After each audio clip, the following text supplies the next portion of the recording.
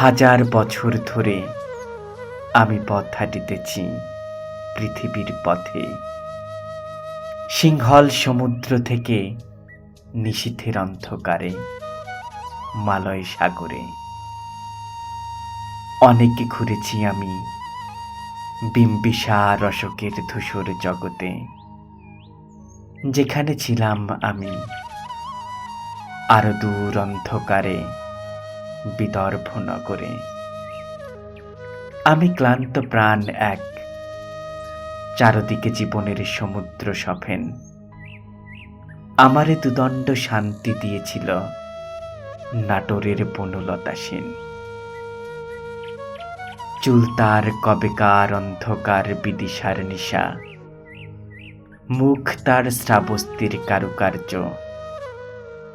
অতিদূর সমুদ্রের পর হাল ভেঙে যে নাবিক হারাইয়েছে দিশা, সবুজ ঘাসের দেশ যখন সে চোখে দেখে দারুচিনি দ্বীপের ভেতর,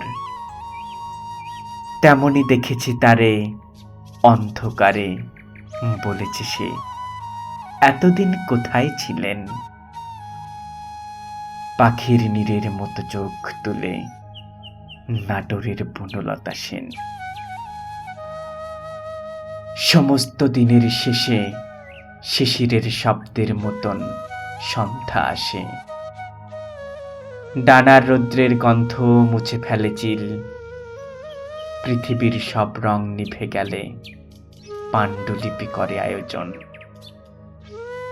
তখন গল্পের তরে জোনাকির রঙে ঝিলমিল।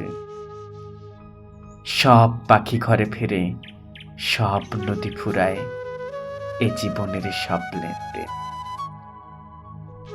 থাকে শুধু অন্ধকার, মুখোমুখি বসিবার বনলতা সেন।